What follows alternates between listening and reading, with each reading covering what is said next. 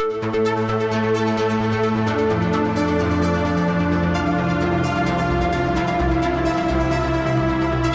everybody. Welcome to the Sensibly Speaking podcast. This is Chris Shelton, your host. Thank you very much for inviting me into your home again this week. And as you see, I am joined by my good friend and colleague, Jon Atack. Jon, welcome to my show. And I, of course, am being welcome to yours as well. Yes. I think by now people probably know that I'm Jon Atack, and they probably know that you're Chris Shelton, and that's about all there is to it, really. So what should we start with today, Chris? Yes. It's so funny because we've already been talking for an hour and then we hit record. So this week we have planned two things to discuss with you, folks out there. One of them is the follow-up sort of on the Manson thing, in that it sort of kind of in some people's minds connects.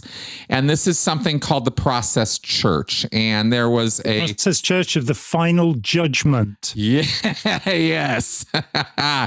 And this was, well, Jon's going to talk about this at more length because I've got a passing familiarity with it from having read a 2/3 of a book that was heavily conspiratorial, heavily connecting dots that absolutely did not connect. And I recognized that about halfway through and realized this is not something I need to continue to read. But the Process Church was a thing. It's just that this book was connecting it to Son of Sam and the serial killers and Satanism. The Ultimate Evil by Maury Terry, I'm guessing. That's right. And it was written in the middle of the Satanic Panic. And, you know, it's an exemplary example, if I will, of the Satanic Panic in full bloom, connecting dots that just should not have been connected. You know, and the point is that there are scary people out there. There are scary groups out there. There are groups that do bad things. We don't have to then make up new ones. The real ones are bad enough. Yeah. And that's a repeating mantra for me, because in the cult world, you find people trying to make this actually worse than it already is. And it's already really bad. That all being said, Jon, you want to take it away on this in terms of what your knowledge of the Process Church is and what it and its sort of connection with Scientology? I don't really feel I have a lot to say about it. The subject came up the last time we spoke because of the suggested connection between Charles Manson's so-called family and the process. I am now 14 books into my research. I'm reading the transcripts of trials, and I'm not seeing anything that robustly connects anyone in the Manson family with the process.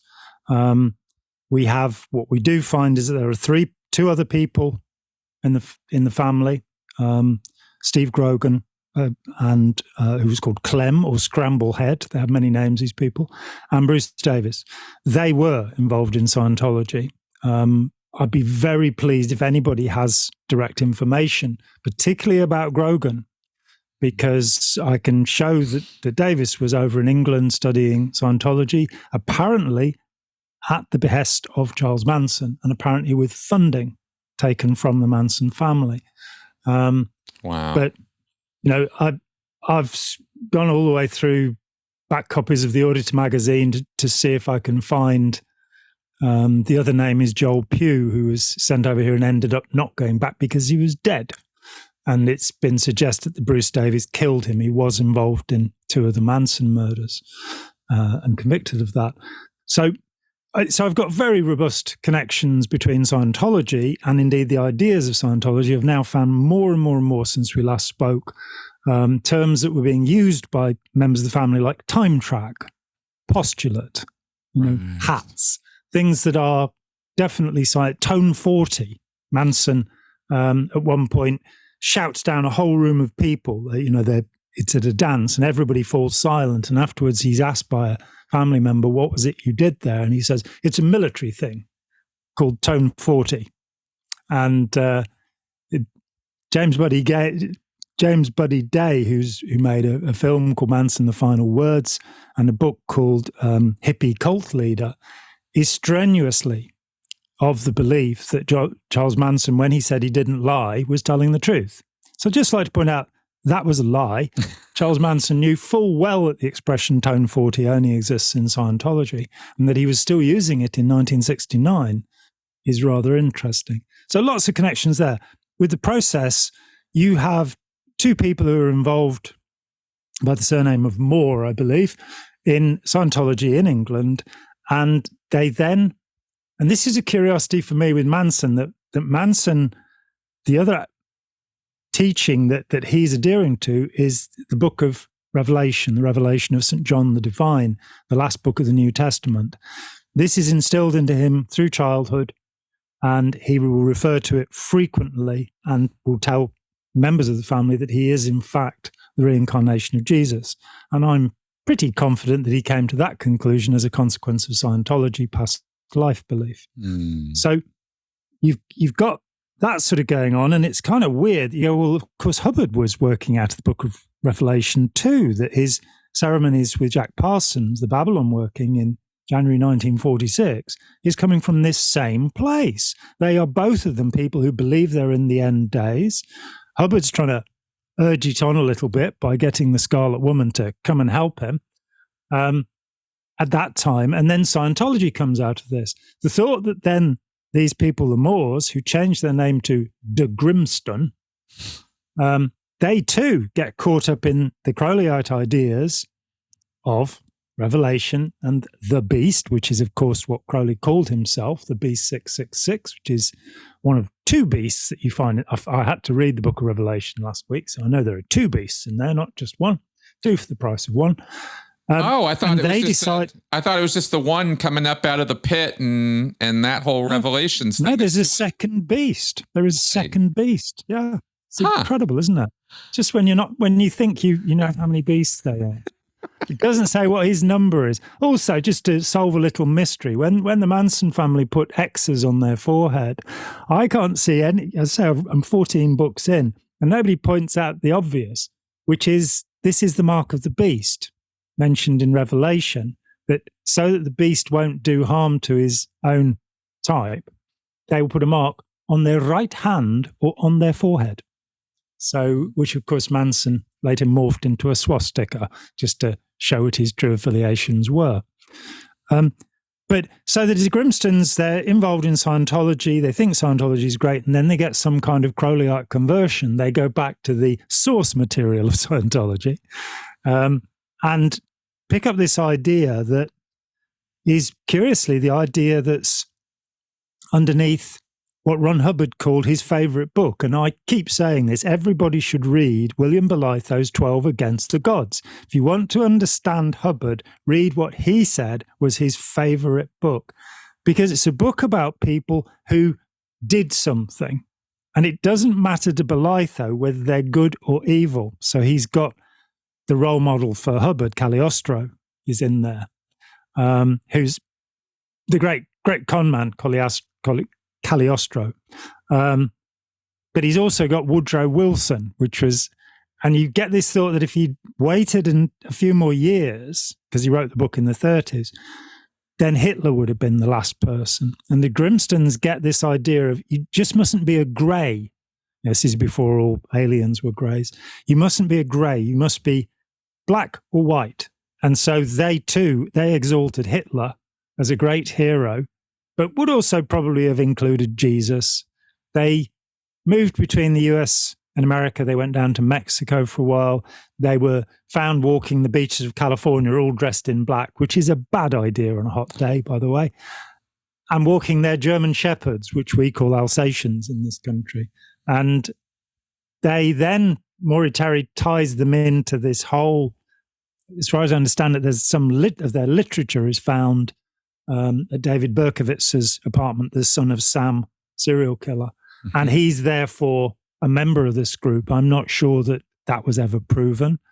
And the idea is then that there's this satanic network which is running through the world, probably involved with the Zionist organized government and QAnon and all of the other things that are making me say these things against my will at this moment.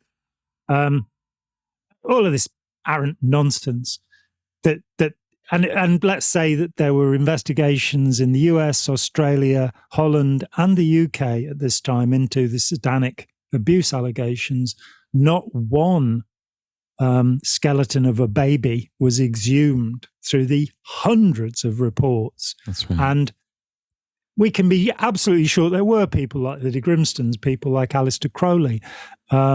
Manson and his followers talk about a place in Los Angeles that they call the Spiral Staircase, I think because it had a spiral staircase, where satanic rituals were being performed, where animals were being killed in sacrifices.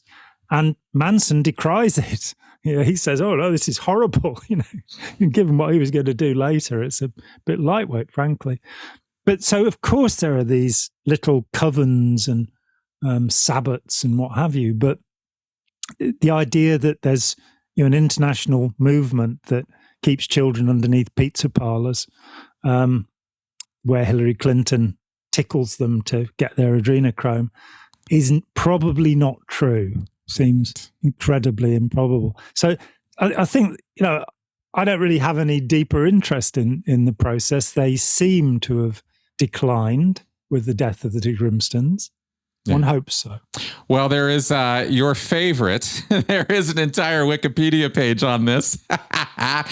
And it's got lots and lots of sources cited and all of that. But the point is that if you're interested, you can go check it out. This has been a documented thing. This is not some weird back of the magazine kind of article or something. There's all kinds of information out there about this because it's been so looked into and investigated. And like I cited, there was this book in the 80s, which really was the epitome of the satanic panic. And I really don't know. I think a lot of folks who listen to this show or, catch us have some concept or lived through the satanic panic. And I was a teenager at that time and I railed against the whole thing. I thought it was ridiculous because I was a Dungeons and Dragons player. I was a high schooler.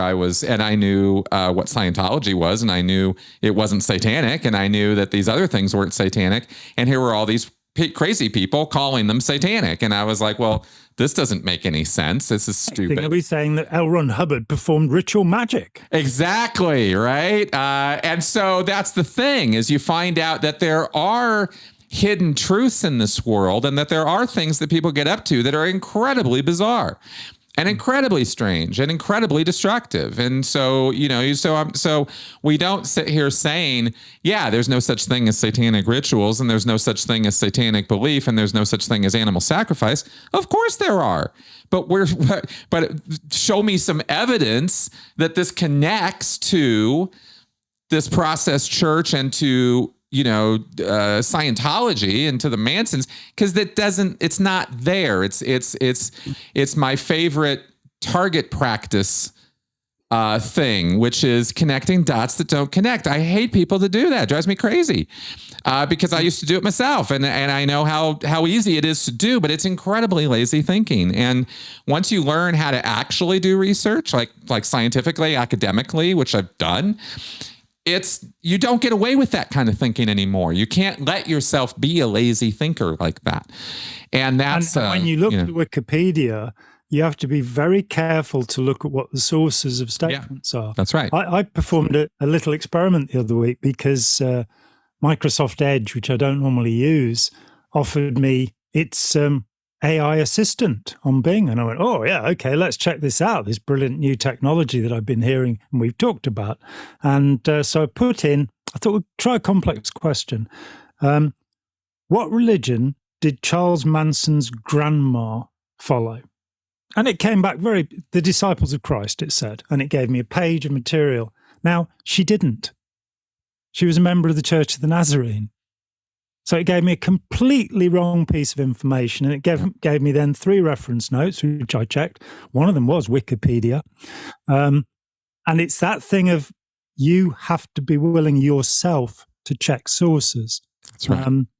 Somebody, and I won't say who again because she knows who she is, but I made the mistake of saying that Quentin Hubbard, L. Ron Hubbard's oldest child by Mary Sue Hubbard, who was the designated heir to L. Ron Hubbard, that he had done the bridge twice, that he had gone through to class 12 twice, that he had done the old OT levels twice.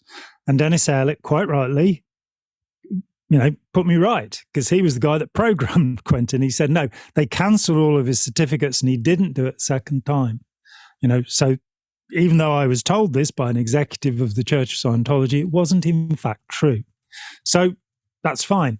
But then a comment was made, if Jon's wrong about this, how can we trust any of his other work? Now, my response to that is, Let's Sell These People a Piece of Blue Sky has almost 1,200 reference notes. When you do research on something, at least check a few of those notes to make sure. Because, as I think we've heard before on this show, Adele Davis, in writing Let's Eat Right to Keep Fit and other books, she was sued by somebody, as I remember it, Wikipedia will tell us, as I remember it, she was sued because a child had died undergoing one of her nutritional regimes. And it came out during the case that all of those abundant reference notes at the end of her book, she'd hired researchers to find all of the work about vitamins and minerals she could, and they just listed them. They didn't refer to them. She didn't read them. They didn't support her work in any way. So we need to look around a little bit when choosing our sources of authority. And Wikipedia is kind of notorious that if you're looking about historical events, it can be brilliant. If you're looking about a contemporary cult group, the page will have been written by the group.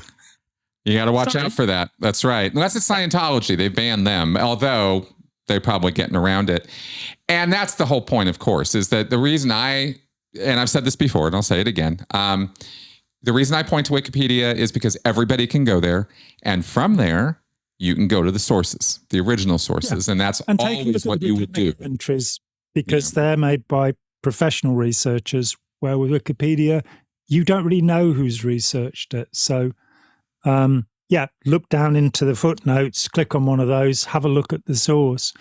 And there is this problem. And the reason I bring up AI is because of this leveling that doesn't have the capacity to determine the truth of what's being said. And AI hasn't got to that point yet. We as human beings do have that capacity. We can check. And one of the things for me is if I feel that somebody has told me something that conflicts with my information, that I used to feel quite annoyed when people disagreed with me in any way. And then I understood that for all of us, it's disagreeable being disagreed with. Of course it is. We like to feel we're right. And so then I started to rejoice in the cognitive dissonance that if somebody challenges me sufficiently politely, that it's a wonderful thing to be in that kind of strange space, that slightly dissociated feeling that you get whenever you read an L. Ron Hubbard text. That it's a good thing when cognitive dissonance sets in, because it gives you the chance to now consider your information again and correct it, put it straight. And by being a part of a community of learning rather than being, the grand poobah who decides what people ought to think, having the humility to do that is so much more comfortable, than being right all the time. Fair enough. Yeah. Well, if I may. You may. I may. There is something I want to ask you about, because I think I heard you say this twice now, and I want to ask to clarify. Did you say Quentin Hubbard was Hubbard's oldest child by Mary Sue? Yes, as far as I understand it, was Diana older? Diana was born in 52 and Quentin was 54. There you go. He's the oldest son of the third marriage of the man who didn't have a second marriage, but already had 3 children that we know of. So exactly. Yeah, you're quite right. And he's named, I think there's a 1963 policy letter somewhere in the 60s where Hubbard says that Quentin will inherit. Yeah. Yeah, he was named as the successor. Yeah. And then, of course, he went and died. Yes. Killed himself. Yes. Since it's come up and since I have been asked about this and I don't have an opinion because I know I don't know, I assume from what I have read with the police investigation that was done that it was suicide. Yes. Do you have any reason to believe otherwise? I know that Mary Sue Hubbard put a section of the Guardian's office to work to disprove that idea, but it seemed to me that the autopsy report was straightforward. He was found in a car with the exhaust connected in, and he died a couple of days afterwards from the carbon monoxide poisoning. Mm-hmm. There was this strange. We talked about this, that I was 1986. I was in Sun Valley. I'd given my first talk in the United States of America, and everybody had gone. And this guy turned up, and I was sat in their wonderful hot tub looking out over all the lights of the valley. And this guy came along and said, "Hi, my name's Joe Leonard. That's not my real name. I used to work for Guardian's Office of Public Relations. I'm the only person who read all of the documents seized by the FBI." Now, I don't think anybody could have read that quantity of documents, frankly, and I did know somebody else who was from Guardian's Office Legal who made the same claim. But putting that aside, he then said they didn't understand what they'd got because they didn't speak Scientologese. Mm-hmm. And I went, well, that's for sure. When there was an order to do R245 on somebody, what's your FBI guy going to be saying? And he said, so one of the things that's in those documents that's never been discussed is branch 4.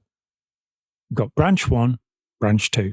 Branch 1, covert data collection or harassing people. Branch 2, overt data collection. Hubbard was so stupid that he numbered them, So he could have just had a branch there, but he actually put it there so you can see that there's not just branch 2, there'll be a branch 1. I don't know what branch 3 was, but branch 4, he said, was the gun carrying squad of the Guardian's office in the United States.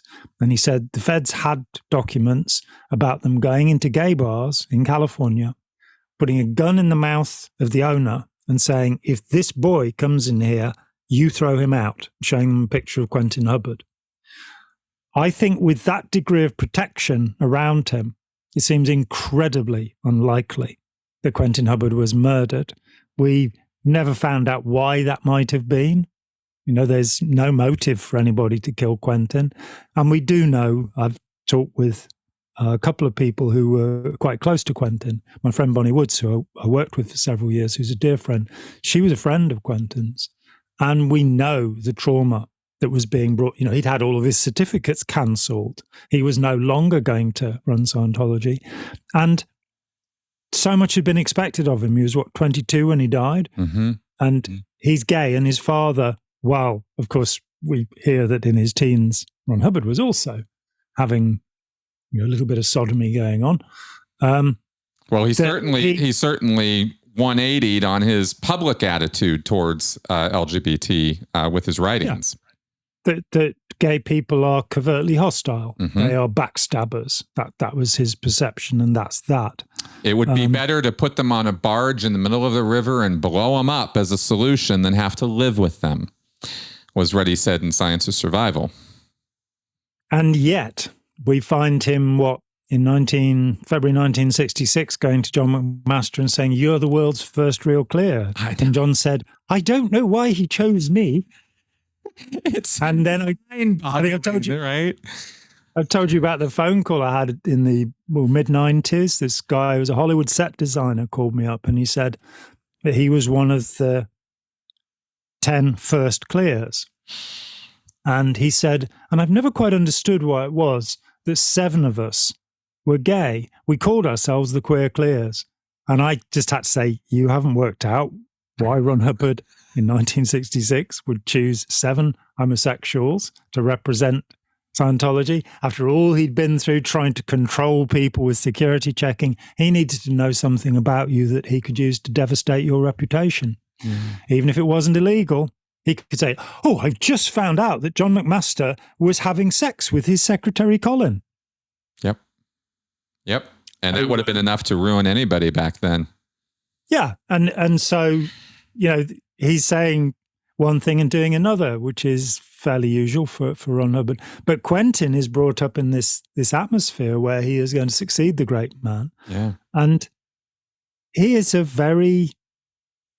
relatively simple human being. He is not an intellectual. He is not, he was known for going around the ship, putting his arms out and going, because he wanted to be a pilot. Yeah, he wanted to be a pilot and he wanted to be a dancer. He was just a kid. And he was, according to Bonnie and the other person I know who knew him, he was a delightful human being. He was a really kind, friendly human being.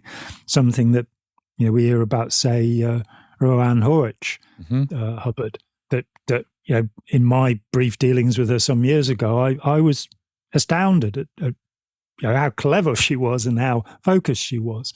Quentin wasn't. Quentin was just a kid. Yeah. And everything in his world was turned upside down. He couldn't go into gay bars. What he was doing was wrong, bad, and evil. And he had no agency in the world anymore. His father had most utterly and totally rejected him. And so, a lot of people have come to me and said, no, he was murdered. It's like, by whom and for what reason? Right. Exactly. The mysterious deaths of Scientology, since we've kind of wandered into that territory a little bit, and because I am always been curious about asking you about these things, and we just never had the opportunity. And all the talks we've done, there's so much to talk about. So there is one other one that I've always had my attention on, and I've never come to a conclusion about. I don't let myself go there, but I always point to it as, this is really fucking weird. And that is much later. It's not Hubbard, it's Miscavige, but it's Flo Barnett's death. Yeah. That's weird. And what I know about it, I've always wanted to compare notes with you about this. We never really have, so now is perfectly good a time. What I understand from what I've read, and I haven't read much, but I've seen this report, this official-looking report. I guess it was the coroner's report or the police report, that she was ruled to have. This is Shelley Miscavige's mom, her actual mom. She was an independent Scientologist. She had left the church. She wanted to keep doing Scientology. She was doing it outside the church. This was the late 1980s. When RTC was in full bloom. They had taken out, or were in the process of taking out, the Advanced Ability Center in California. They were in the process of really strengthening up the trademark and enforcement and the legal, and coming after people hard. And so Shelley's own mom, Flo Barnett, right, leaves Scientology officially, the umbrella, and goes out and does independent Scientology. And then she's found at some point later, suicide by rifle, 3 shots. And you think to yourself, are you kidding me right now? Well, she may have been out of the body at the time she did it. Oh, well, clearly. Yeah. What are your thoughts on this? There are quite a number of peculiar deaths associated with Scientology. I did an estimate when I was theoretically the president of FactNet, which was actually being run by Bob Penny. Bless him, wonderful man, and Lawrence Wollersheim, also a wonderful man. And they said, well, what about suicides in Scientology? So I collected a list of, I think it was 38 names. Wow. And I started looking at the actual membership of Scientology and the percentile. And it was, the suicide rate in Scientology was about 10 times the average in the US, which is incredibly high. And some of the cases, I mean, in Let's Sell These People a Piece of Blue Sky, I write about Susan Meister, who was aboard the ship. And I think the only illustration in Blue Sky is a copy of a letter that she sent to her parents about Scientology is expanding. And you can see that she's in a manic state when she writes this letter. Now, her dad went, it was in Morocco, I think, that her suicide happened aboard ship. Her dad went out there, was not allowed to see the body. L. Ron Hubbard would not talk to him. And he had a military background, and the weapon that was put forward as the weapon with which she had killed herself had too long a barrel to have been used in that way. He's then told that not only can't he see his daughter's body, but I think they'd said that there'd been an outbreak of typhoid fever, so she had to be buried in a lead coffin. So he never saw her. And I will never forget the day that I first called George Meister, because I'd read what he'd said about it. I'd talked to various people, and I got his phone number, and I called him up, and he said, if this proves to be yet another harassment attack on me, then I will have your legs broken. So, okay. Yeah. And it came out that all of this stuff had happened to this poor man. Yep. Over this case where there was something wrong. If you then look to the death of James Stewart in Edinburgh in 1968 and the cover-up. This is a new one to me, I think. I don't know that I've heard this one. It's in Blue Sky. Oh, is it? Okay. Which one is this one? He was, they basically, he went, and it's talked about in Inside Scientology, not the Janet Reitman book, but the original by Robert Kaufman. And I interviewed Bill Robertson, who was running the, the Hubbard Association for Personal Integrity or something. Happy. Yeah. Happy. And I interviewed David Mayo, who was working there at the time. And this is where OT3 was first delivered to the public. Now, the newspaper reports said that Stewart jumped from a hotel window to his death. And Scientology spokesman and his wife said, well, he wasn't really very involved in Scientology. It's nothing to do with us. He was the head of the Durban org. He was doing OT3. Before the police got to his room, and I believe this is true with Carl Brennan as well, all Scientology material was removed from the room so there wouldn't be an association. So technically a crime scene was interfered with in these cases, and there should have been something happening after that. We then, of course, come to Lisa McPherson, and there are so many of these cases where there's something we don't know. There's something that doesn't seem to make sense. And yet, in all the years that, and it's now 40 years actually next month since I left the Church of Scientology, whatever that is. And in all these years, nobody has brought me evidence that I can add up to explain these deaths. I can't see that a death was ordered, and I haven't found anybody who murdered these people. So it's in this country, what a coroner would return is what's called an open verdict, saying, don't know. It's not clearly suicide. There's something else happening. And the same with Shelley's mum. And one hopes that Shelley herself will maybe come forward and help us out with understanding what happened to her over these years. Yeah, exactly. That would be amazing. The two people that would absolutely blow the world's doors down on Scientology would be if Shelley left or if Tom Cruise left. Either one of them could be devastating. Truly devastating. Yeah, and I mean, I think there are a few people up at the top there, and that we've seen. Robert and Stacey Young. I was involved with kind of exit counselling them, if you like, because 4 years after they'd left, which was 1993, I got a phone call from Robert Vaughan Young, who I thought of as Vaughan, and he used to call me John, and I used to call him Vaughan, and in fact his name was Von, and my name is John. So it gets very confusing. The two countries separated by a common language. Right. But I'd read pieces that Vaughan had written when he was head of GOPR in the US about MK Ultra, which is a subject which keeps coming back when Scientology or Charles Manson are mentioned. Yeah. And so I admired those pieces. I thought they were very good.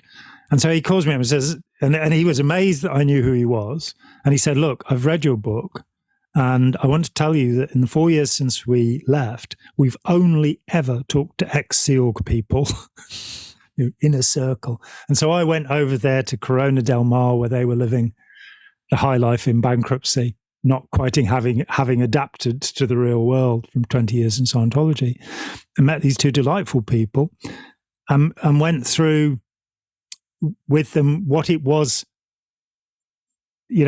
what they needed to actually kind of decompress a little from the belief. Stacey was very willing. Vaughan was very unwilling to, he needed the technology. And this is a man who'd been studying a master's degree in philosophy of mind when he was recruited. He was a smart boy. But we did pull these things away from them. And they were then ready to testify against and did various work. So they'd come from Miscavige's inner circle. Jesse Prince came from there.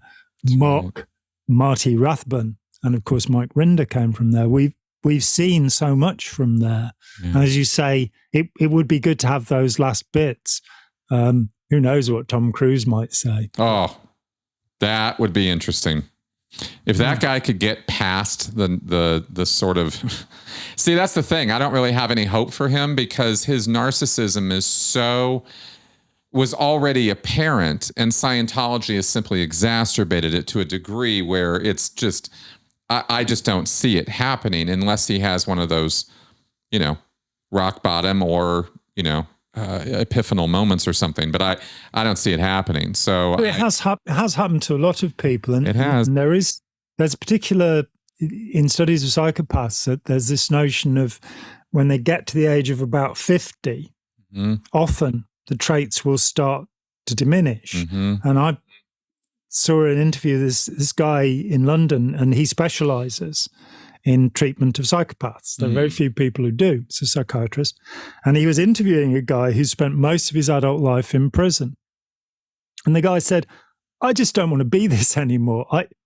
I don't want to live this way. It's a rotten life. Right. But he was saying that you can get to this point where it doesn't work for you. And with Tom Cruise, I find it hard to think of him as a malignant narcissist. As a person who is self-involved in that sense of narcissism, I find that fairly easy. And we've talked about this before. I have two other classes of narcissists: the benign, they don't do anybody any harm, they're just selfish, and the benevolent. And the benevolent narcissists include lots of people in show business. I would say Taylor Swift is a very good contemporary example. If you look at documentary about her, she was filmed from a very early age, and she keeps saying, I want to please people. I want people to admire me. I want to be adulated. David Bowie talked about the complete absence of affection from his parents and said, I'm Major Tom. That song's about my alienation. And he grew up. He became adult. He stopped being that person because he got the adulation and I think developed himself. Elton John, same thing. His homosexuality was something that made him feel inferior in some way, and he needed the adulation. And I think they exemplify maturation. Tom Cruise is probably quite capable of that too. I'm interested, perhaps even more so, in John Travolta. Neither of them strike me as intellectuals. No, I don't think. I mean, they're smart. It's not to say that, not striking as intellectual is not to say they're stupid people. They're very capable and very smart people. But no, I would not say either one of them are intellectual. Well, I'm going to burst your bubble. Oh. If you talk with Spanky Taylor, the wonderful Spanky Taylor, I love Spanky Taylor. She's great. Who was there when we first met at Toronto? It's the first time I met her. I think she was Travolta's handler for something like 15 years. And she said this thing about we had to be really careful when we put him out in public that he had a script because he's not very bright. So he is some splendid actor. If he's got a script, in fact, Emma Thompson, the British actress, said who was in Primary Colours with him, she said she thinks he's the greatest actor in the world. But I think he's one of those characters, Kubrick said that of Peter Sellers, and with Peter Sellers as well, if you try and engage with the person, there isn't that much going on, that they're brilliant at becoming somebody else. So, well, the only reason I will push back on that at all with Travolta is because of what he does for a living outside of acting, because he also has a whole airplane thing and a pilot thing that he does. And he is a trained pilot. He can fly many, many different kinds of airplanes, and stupid people can't do that. And that's why I kind of think to myself, well, it doesn't totally fit my picture of him. So I have a hard time with that assessment, but I understand what they're saying. I think there's a specificity of aptitudes. So, Howard Gardner on the notion that there are different. He calls them different types of intelligence. Yeah. There are aptitudes, and you can fly a plane and not be, a tremendously clever human being. Absolutely. And that's why I don't want to leave the audience with the impression that, at least I don't want to come across as thinking, well, he's adult, or he's a really bright, he's a really nice guy, and he's kind of really good in this one area, but otherwise he's kind of a moron. I just don't see Travolta that way, but I'm totally getting what the observations are. I get it. I get it. And like I said, I don't think either one of these men are intellectuals. I don't see either one of them sitting down and reading an academic paper or really diving into the details of the psychology of anything or that kind of thing. I think they're hyper focused on intense areas of experience they want, and that's what drives them to learn about it. And from that point of view, I would go with, they're not necessarily well-rounded individuals. And I think there's a difference. Certainly Leah Remini's description of Tom Cruise and the cookies in Troublemaker gives you the idea that he's a child. He's just not really developed. And I have the sense with Cruise, and I apologize in advance for this, that he's not a particularly nice human being. No. But I have the idea with Travolta that he is a particularly nice human being. He is, genuinely. And not only will, I'm sure, Spanky attest to that, but every person I've ever met, including myself, who met him, the guy is just the nicest guy in the world. To people you doesn't have to be nice to. And that's when you know when you're dealing with somebody who's different in the celebrity world. Because I've run into more than a couple of them, and they can be class A assholes all the time, except when they're on camera. And then there's the guys who are just people. And I've always put JT in that category. Yeah, William, is it Goldman or Golding? One of them wrote Lord of the Flies, and the other wrote Butch Cassidy and Sundance. Yes, and Princess Bride. I think it was William Goldman is the screenwriter, I think. Yeah. And he said that in all his time in Hollywood, and he was involved in all the President's Men and all sorts of films, there are only two actors he'd met who were human beings. One of them was Jack Lemmon. I don't remember offhand who the other one was, but I think it's a reasonable observation that in the professions where you get on the stage, I can't remember who it was, but it was somebody who'd come off a talk show, and they said, they're on a talk show with a celebrated actor, and afterwards in the green room had said to the actor, wow, what a really nice guy you are. And the actor looked at them and said, I'm an actor.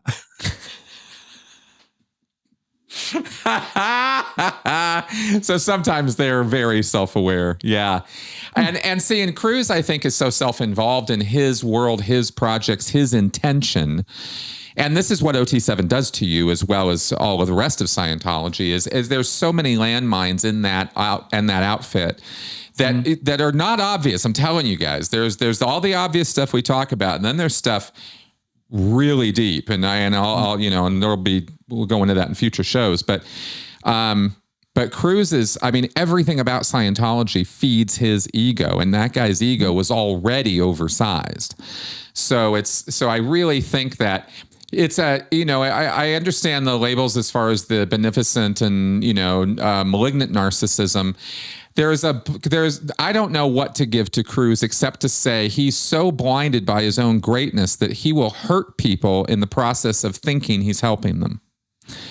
And the 9/11, firefighters purification program, which I just went on a whole roll about a couple days ago on my Q&A show, was an example of that. He's so sure that he knows what's going to detoxify these firefighters that he gets $1 million and he puts $1 million in and he kind of forces it through, and people end up getting hurt, and there's even deaths. And where is he then? He's nowhere around. Right? He makes it happen, and then he goes off to his next thing, and he counts it in his head as, I've done all of the firefighters of New York a solid by giving them the purification rundown, and he's not there for any of the fallout. What am I supposed to think about that guy? Well, he's not very big. No, he's not.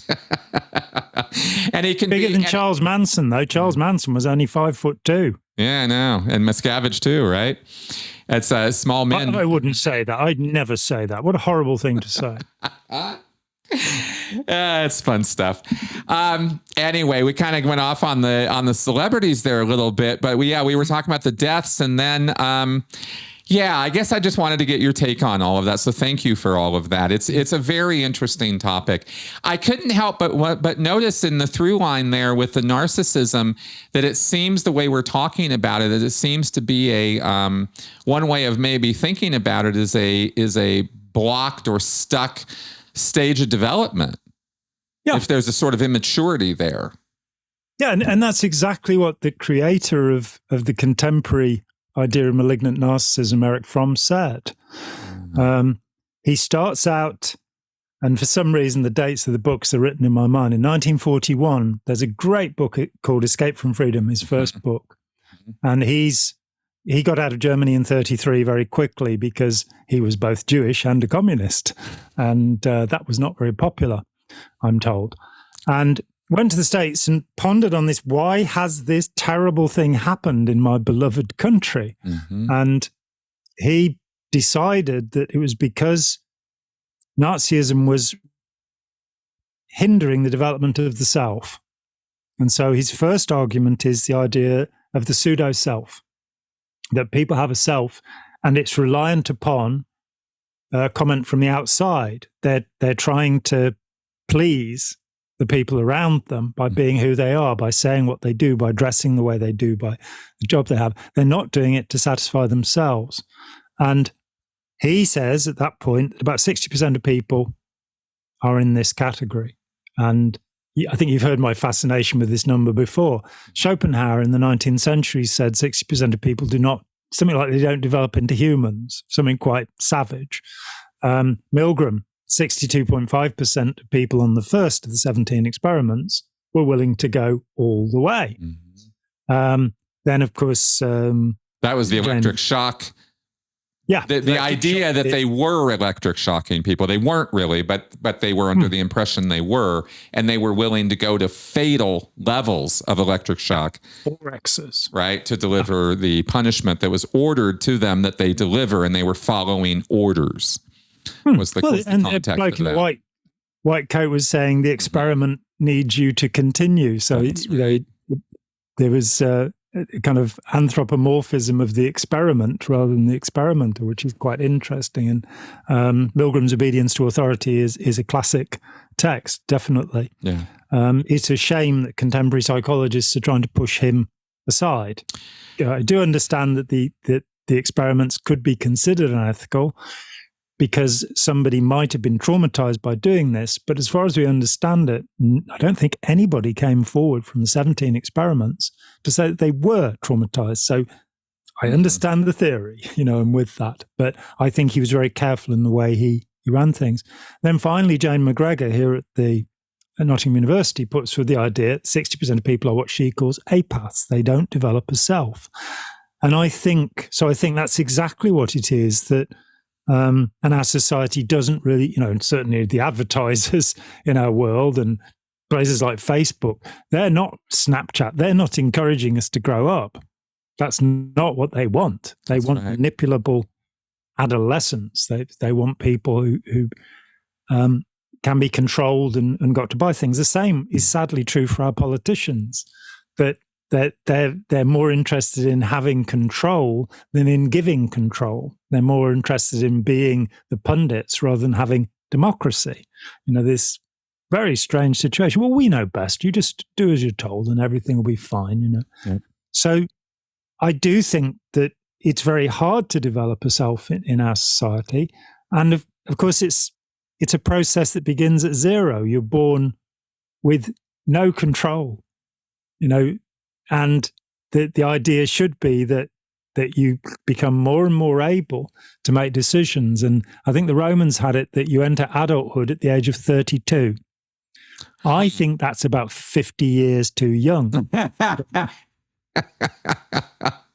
But I think that so many people, Joseph Campbell several times told this story about sitting in a diner and listening to this kid saying he didn't want to drink his orange juice, and his dad saying, I've never done a single thing in my life that I wanted to do. And that is the pseudo self. That is the, I don't have any rights. I don't therefore have any responsibilities.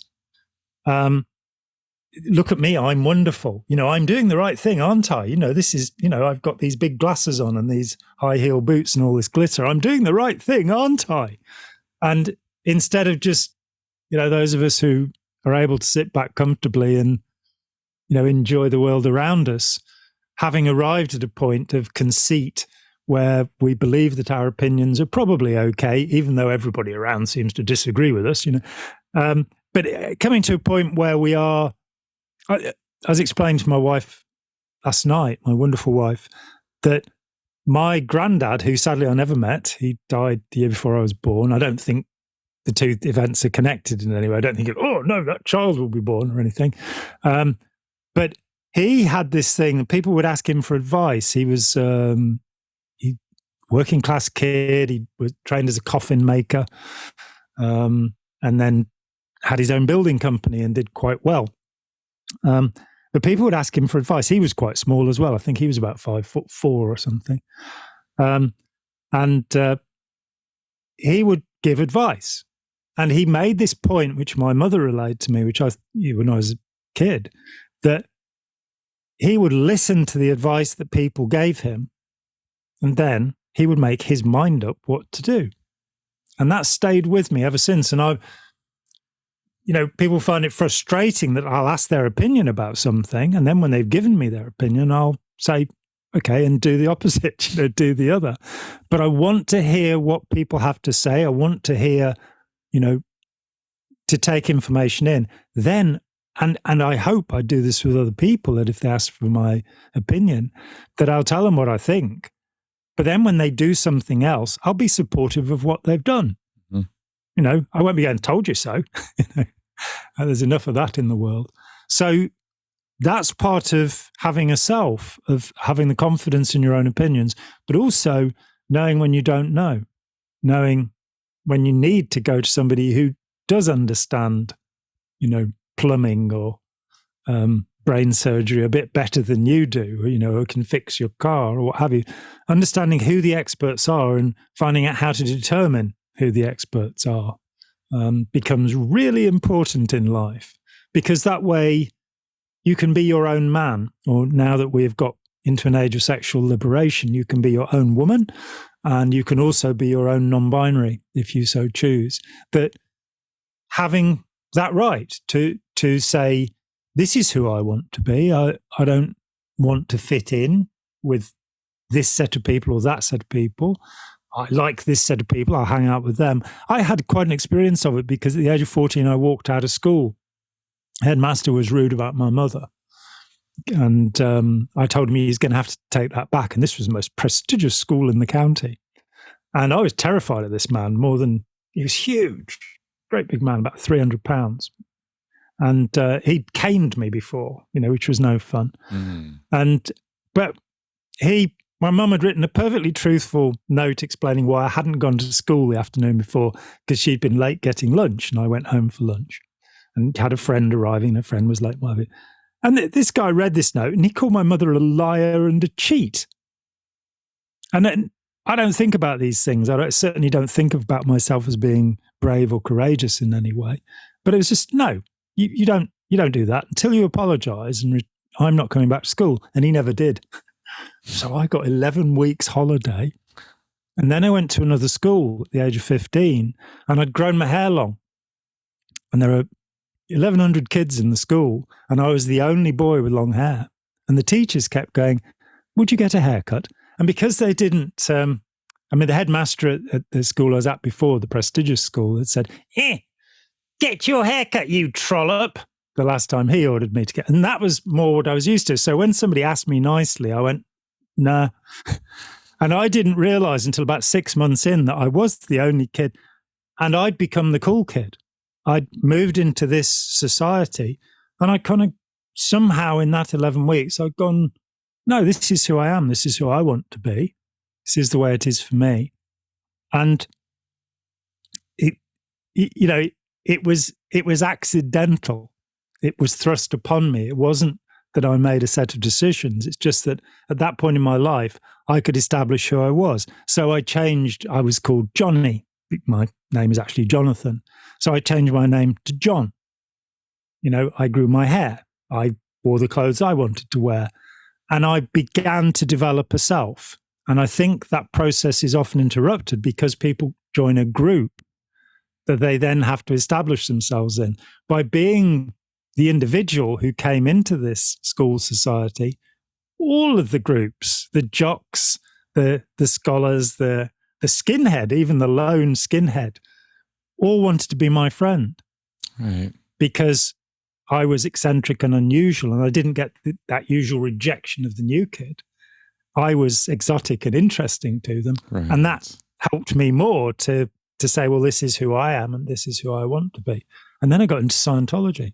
You remind me of a very funny movie that was ridiculously stupid, but incredibly funny, called The New Guy, actually. It was a comedy. It's worth watching because it actually has this character who it goes along that exact same trajectory, but in a very funny way.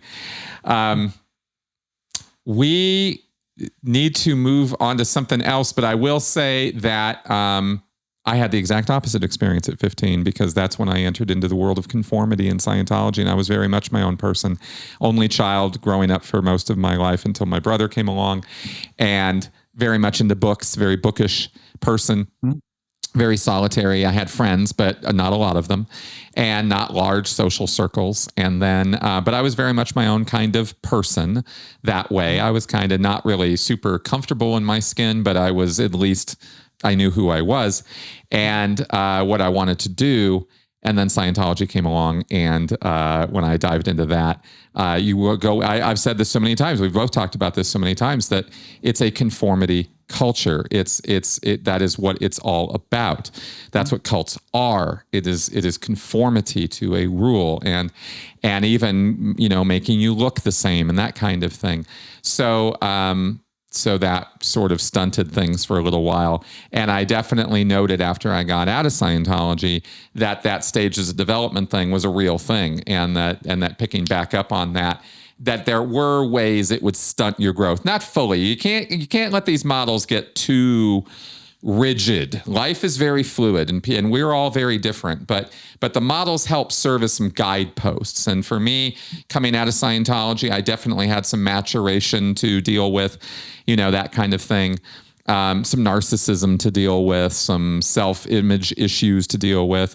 I think we all do all through our lives. But when you're in a cult for a few decades, you get a pretty strong dollop of that. And then, I mean, it's interesting to pick up here and about the difference in our experience. Yeah. Because, of course, I was 19 years old, traumatic end of a relationship, thrust into Scientology. And my 9-year experience of Scientology was very much that I was an individual, that because I didn't join staff, that the experience was just so different that for me, being a Scientologist was part of my non-conformity with the larger society. I kept the long hair for the first 3 years or something. And I found myself, a friend of mine said after we'd left that it was me he'd followed, not Ron Hubbard. And I think because I wasn't in the Sea Org, because none of that dreadful militaristic, punitive culture. That was nothing. I didn't experience that at all. When I was twice shouted at, the other week, this lad that I met saw in December 1983, I spoke with this guy a week ago, and out of nowhere he'd come back, and I found out I only knew him through his stepdad, who asked that could his stepson come and stay with me? And he at the time was 14 and the second in command of Scientology in the UK. And on his way out, I only found out last week that in fact, his real dad is one of only 2 people who shouted at me when I was in Scientology. Oh, wow. And I didn't realize, so I shouted back both times this happened. And I suppose I saw people being ploughed under, really, and being brought into conformity, but it didn't happen to me. That I felt very much in control of my own life. And whenever anything happened, I was told to disconnect from my friend Ira Jalef. I just went, no, you show me that he's been through a proper investigation to declare him a suppressive person, and I'll think about it. But no, you haven't proved anything. He's not suppressive, and I'm not doing it. And it was a shock to me after I left, finding how much these techniques, and certainly within the Sea Org, what hope have you got? It's you against everyone if you try to be an individual in the Sea Org. Oh, so yeah. Those processes weren't applied to me. And so it's interesting that even in the same group, and it was 9 years, but I went off and went to art college for 2 years because I went, well, this is what I want to do. This is much more important. And I had all of these people saying, oh, no, you must, join the Sea Org or do this. No, I'm an artist. Artists are the most important people in society, as Ron Hubbard says. There it is. Little quotations ready to trot out for them. So that is to say that if you have arrived at a point, and I had a lot further to go, but if you're on a path towards selfhood, that it's very hard to disturb it. So even membership of Scientology didn't do that. And that's why I left with guns blazing. I was like, what? Nobody in the UK has said, they oppose this and something should be here. This is my name. This is my address. Contact me.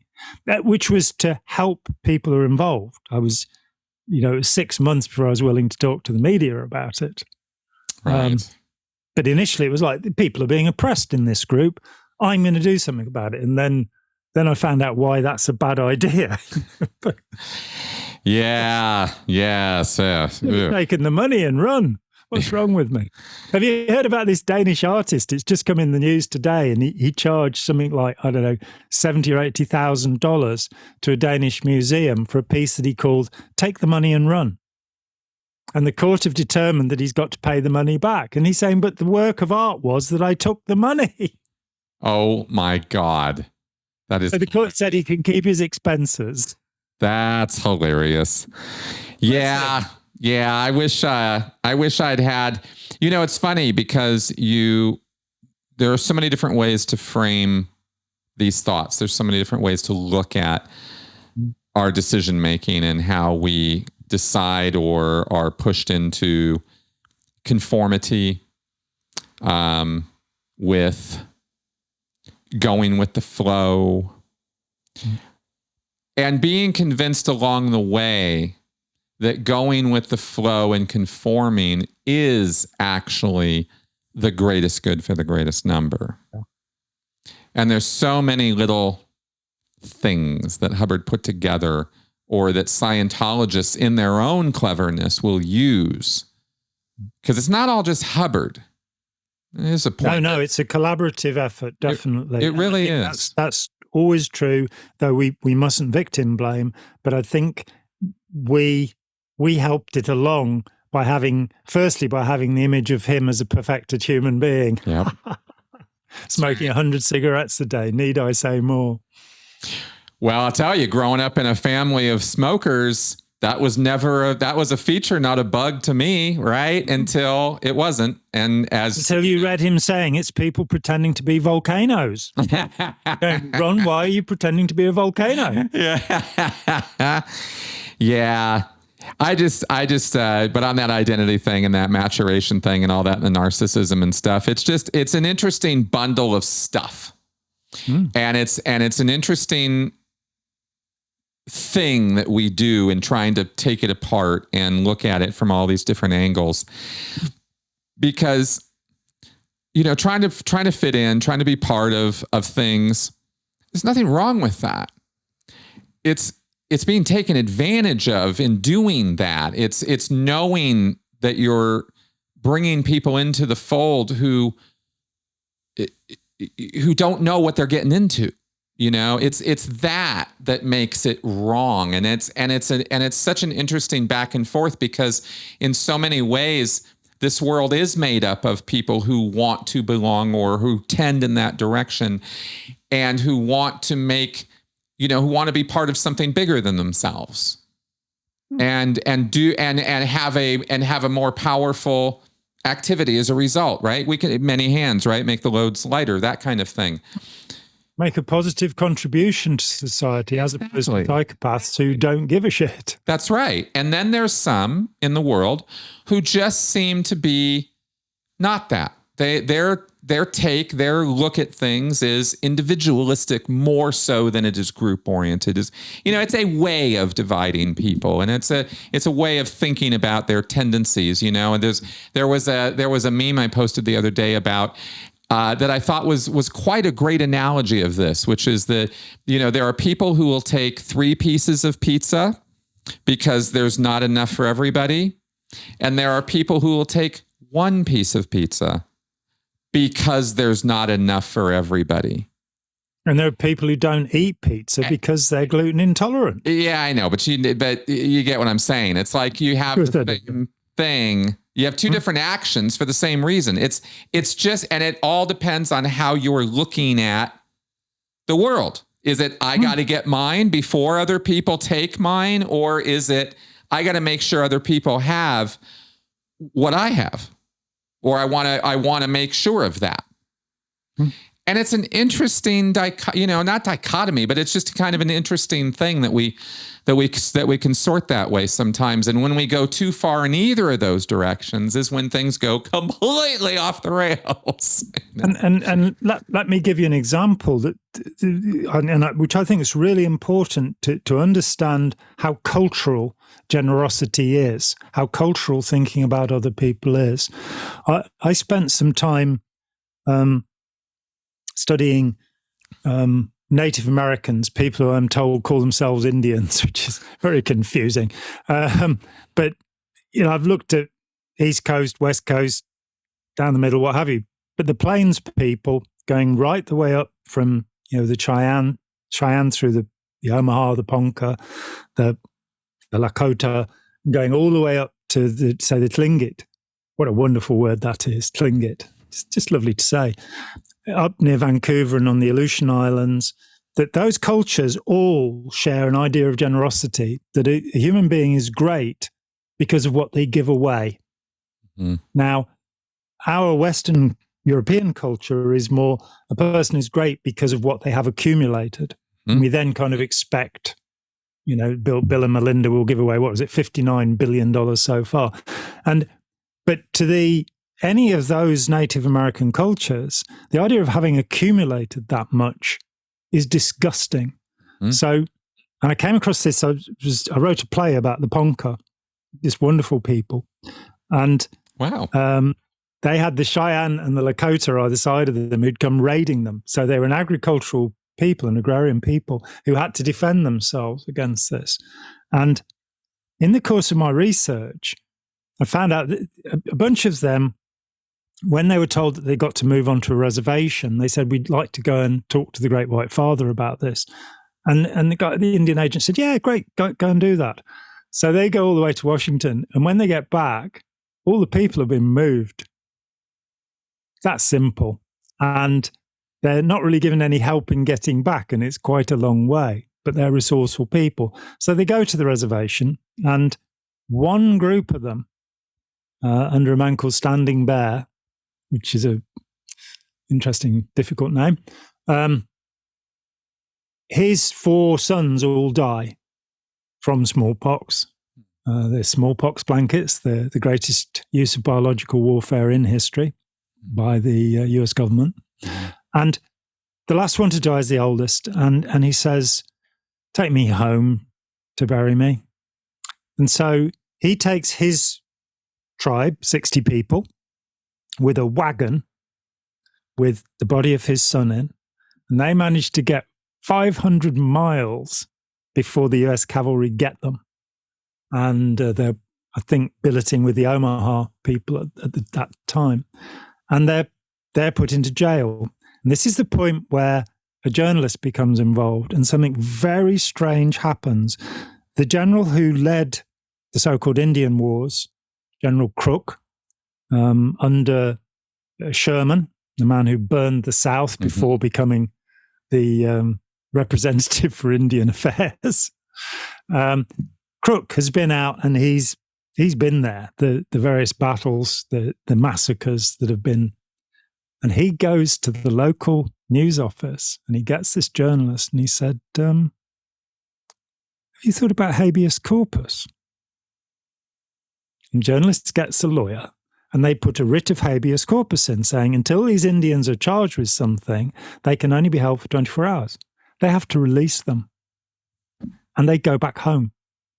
1876, the next year, the US brings in a law saying that Native Americans, the Indian people, are none of them adult and are wards of the US court. They therefore don't have the right to property and they don't have the right to vote. It was the 1920s before that was changed, so it went on 50 years nearly. And horrible things happened around that.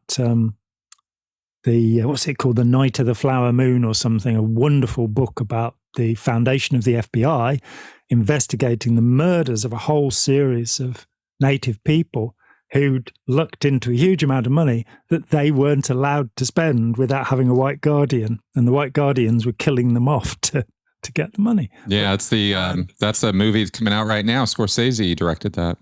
Right. I read the book a few years ago. Killers of the Flower Moon, I think it's called. Killers of the Flower Moon, you're exactly right. And very well written book and a remarkable story. Yeah. But the journalist who had put in, Crook had gone to sea, wrote a book, Buckskin and Blanket Days, in the 1870s or something. And I managed to get a copy of it. And here you have an account of a European, a white man, who before the California gold rush had created the chaos in the Black Hills and across the territories of the Plains people, had ridden out with them. And he makes this point about killing buffalo, that whoever kills the most buffalo has to give them all away. So this idea of generosity is important in this culture. So these are people who look at the pizza and say, I'm not hungry. Right. Got it. And of course, when they moved onto the reservations and carpetbaggers came along and said, oh, look at that horse, they'd give it away. So they'd give away their year's supplies from the government, and because they were in a different culture. It's not to say I am not one of the people who idealizes the Native Americans. I think that is a simplistic view. Go and watch A Man Called Horse and realize they really did do those things. There was a battle at Sitting Bull, who I do greatly respect, but there was a battle that he couldn't attend because he had, I think, 118 self-inflicted wounds, which was a part of their religious ritual. So not recommending self-inflicted wounds at any point here. If anybody's thinking about doing to themselves, it's not a good idea. Not a good idea.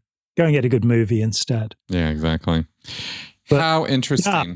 But it really speaks to the point, right? It's cultural, it's individual. There's lots of ways of looking at it. It's not it's not a binary thing, I guess. It's not a simple thing. It's not black and white like almost everything with us.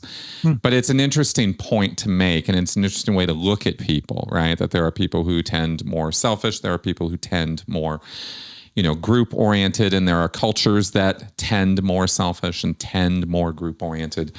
And European American culture tends to be more individualistic. That's right. And Asian culture tends to be more family orientated. That's right. And I think there's a certain health there. I've started to worry about the idea, of people working to get to heaven. That they want they're going to get their reward in heaven. That's right. Theologian 30 years ago said to me, well, I'm a Christian. I understand why I'm fighting Scientology. Why are you doing it? And it was because it's the right thing to do. Nothing more complicated than that.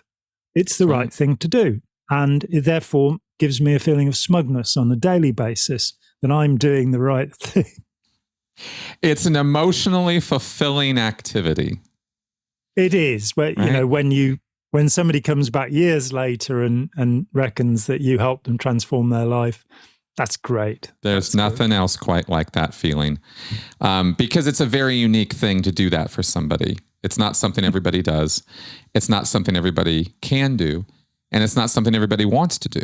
But when you do it and somebody acknowledges that, you know, that you really did, it's, I don't know why heaven. It's right here. I mean, that's what it is. That's what heaven is all about, but men do not see, in the words of Jesus. Yeah, there we go.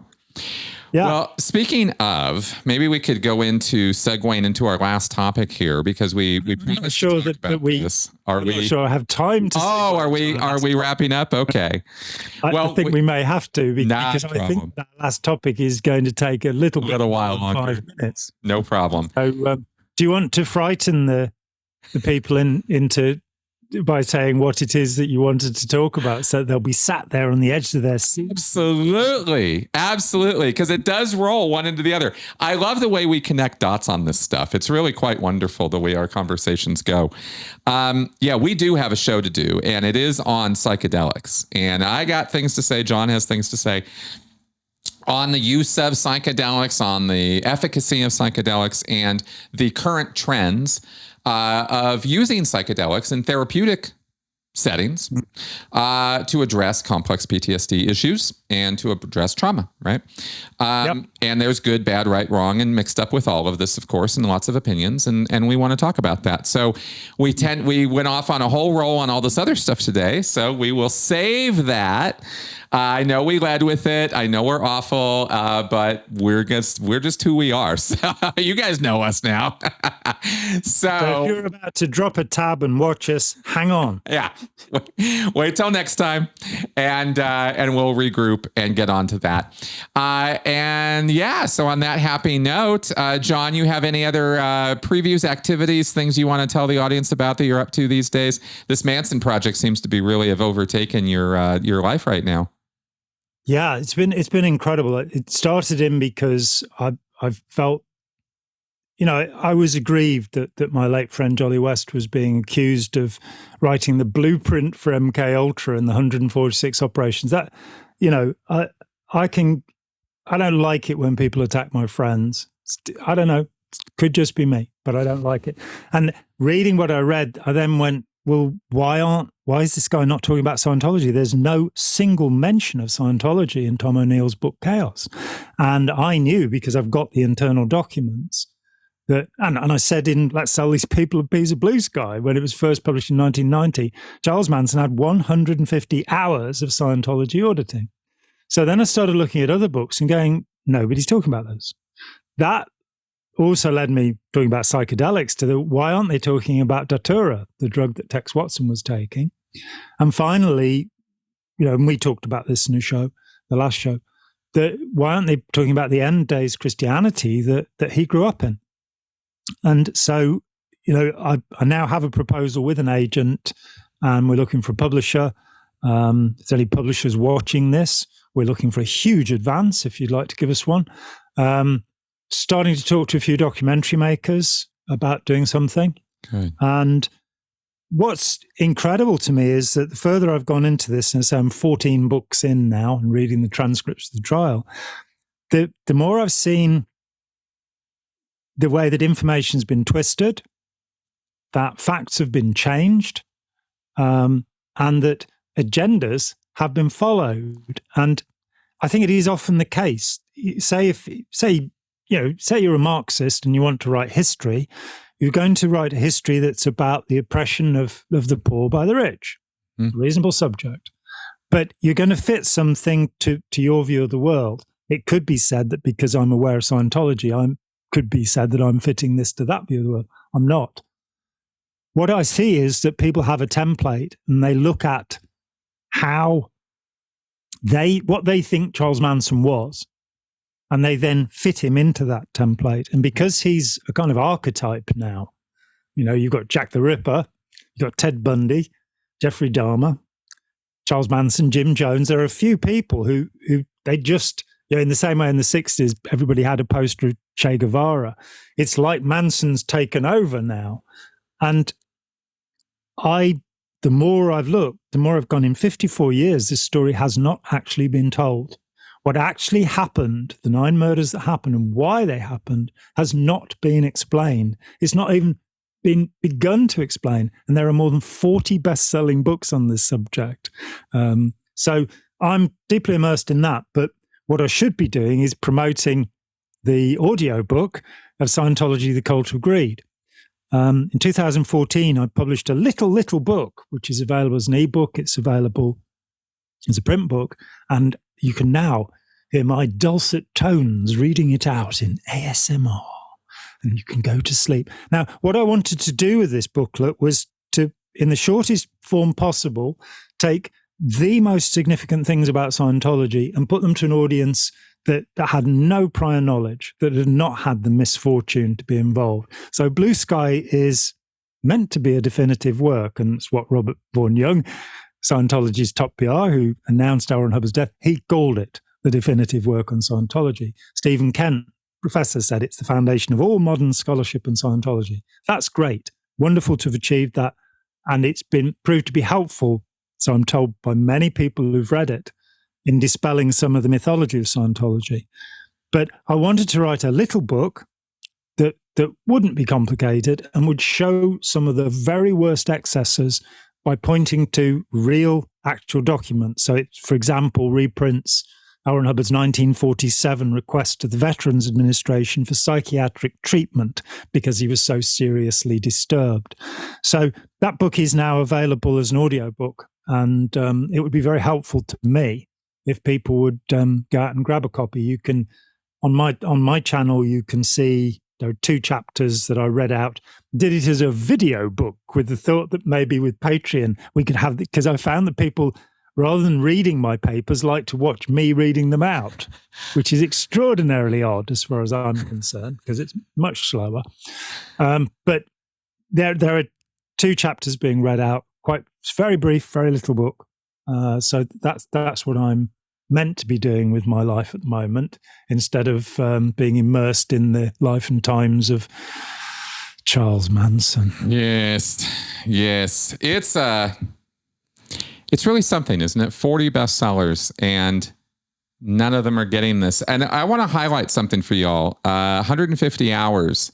That's 12 Scientology intensives. Mm. That's enough. It would have been enough to get to clear. Not without, easily, especially in the 1960s. Auditing was different back then than it is now. And it took less hours to make more progress. That Hubbard elaborated on the con greatly, and Miscavige really went to town on that in expanding the number of hours it takes to move through Scientology for obvious reasons, right? Because this is charged for by the intensive, and an intensive... It's more than I had in 9 years. Oh, well, Jesus. Well, and I was OT5 by the time I left. Right, there you go. So there are so many points that come up. Only one of the authors, I think it's Bugliosi, in Helter Skelter, just gives us the aside that Charles Manson attested to the state of theta clear, which is what we would later call operating thetan. Right. So Manson believed, and it's because of Scientology that he came to believe he was a reincarnation of Jesus. And those murders would not have happened if Manson had not been led to that delusion. The Scientology organization wasn't involved in this, but it is worth saying there is a tremendous danger in telling people that they can just ransack their past lives and change their behaviors. Talk about narcissism deciding you were Jesus. Oh my God. Well, let me just share this with the audience right now, since you brought that up, and it's not something. It's like you talk about inside baseball, man. That's a term I've just picked up from other people. I've never really used it before, but what I call it is the deep minutia, right? Like the deep details of Scientology, the stuff you're not going to see on Aftermath, you're not going to see in any documentary anywhere. You got to dive in. And there's a lot to dive in on. There's over 500,000 words of Scientology texts. Theta Clear, I happen to have it here. And the reason I'm going to read this out is because I want you to know what Manson thought about himself as a Scientologist. If it's true he attested to Theta Clear, according to the claim, this is what he was attesting to. A person who operates exterior to a body without need of a body. That's the definition of a theta clear. That state wherein the pre-clear can remain with certainty outside his body when the body is hurt. A theta clear can be defined as a person who is at cause over his own reactive bank and can create and uncreate it at will. Less accurately, he is a person who is willing to experience. You know what Hubbard liked to experience. So these are the Hubbard definitions taken right out of his lectures from that time period that Manson would have been exposed to and said, yeah, that's me. And then, of course, we take the psychedelics and the Jimson weed and all the rest, and we throw that into the mix because he wasn't just using Scientology for what he was doing. And you get a self-image. And then you get this projected onto other people, and you throw past lives in there and all the other mental phenomena. And you get not only like a really crazy person, but you get somebody who's like in a whole nother world. Yeah. And the Manson family, to put it in context, just like the Process Church of the Final Judgment, the Manson family is a splinter group from Scientology. Wow. And that is a bold claim. That is like, wow, talk about a new take on this. Because we went to great pains when we did a show a month ago. I certainly did, and I think you did too, to try to say, look, we're not saying Scientology was the thing, behind all this. It's a factor. We said that out loud. This auditing is not to be ignored. People have ignored it because they don't understand it. They don't understand what Scientology is and what it does. They thought it was just like a Christian revival or something, and that's how much importance they gave it. But when you guys listening to this, you guys know that Scientology is not Christianity. It's not a faith, it's a set of techniques. That's right. It's a set of techniques that can teach you how to control others using your will, as Aleister Crowley called it, or intention. Yep. As L. Ron Hubbard, and that's what it is about. And I note from the definition of theta clear that L. Ron Hubbard screamed like a baby when he came off his motorbike, so he obviously was not able to be exterior when he'd harmed the body. So it's a pack of lies. What can I say? That's right. It's but not people, true. And the scary thing about it, the scariest thing. I'll put this out there. The scariest thing about this is exactly what happened with the Manson family. Is you can go so far down this rabbit hole of delusion, believing that these states are real, believing that you are Jesus incarnate, that you are this powerful ultra super being, this uber being, and you bring people around you who also want to partake in that because you're coming across with such certainty and such determination and such intention that people are drawn to you like a magnet, especially needful people, and that's what these people were. Yeah, this is no joke. This is how it works. And so I'm only get all like this because I want people to get that, with this research you're doing, it's like, holy cow, it's not a light matter. This is as bad as Scientology can actually get. And here it is. And believe me, the church would do anything to not connect those dots. So the fact that you're connecting them now and with evidence is really good news. And they've already had Psychology Today a couple of months ago pull a statement about Manson being involved in Scientology. They've threatened Spin magazine. So they are getting a little bit sensitive about this. And it's that truth that comes from PR. When you get caught doing something wrong, admit it. Exactly. So if in 1970, instead of Operation Rawhide, the operation to stop anybody from knowing about this, they'd just told the truth, it wouldn't bite them quite as hard as it's probably going to bite them, especially on the heels of the Danny Masterson case, which has shown Scientology's, attitude, the Citizens Commission on Human Rights, indeed. Such nonsense. What a joke. But there we are. There we are. Yep. All right, folks. We're going to go ahead and wrap it up. You know how much we love to talk, and we will keep going. So I'm going to go ahead and cut it off here. Nothing will stop us. Yeah, but I really look forward to talking to you again, and we'll probably do it sooner than later because I'm looking forward to this psychedelics thing. I have a lot to say about it. I'm sure you do too. And and I might have a little personal experience with that to contribute to the conversation. So that might be. Of course, you're allowed to where you live because you live in a state where both cannabis and now psilocybin are legal. That's correct. So who'd have guessed these chemicals that were destroying our youth in the 1960s? That's another point, just to close on it, that it's very likely that if cannabis and LSD had been legal during the time of the family, one of the people at Sparns Ranch, one of the 35 members of the family, would have gone to the police before anybody was killed.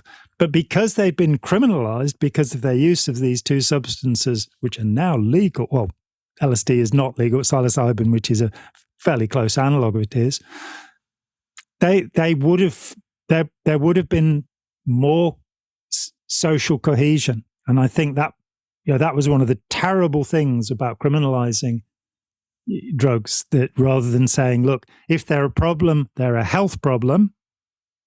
And, if they're a problem, it's because we've just created the cartels in Colombia and else in Mexico that are now dominating governments in the same way that Elon Musk dominates them in the rest of the world. That's right. That's right. I mean, if people think this is some addiction problem, it's like, it's real. It's true. It is. But that's at the bottom of the problem. There are so many things going on with the drug problem.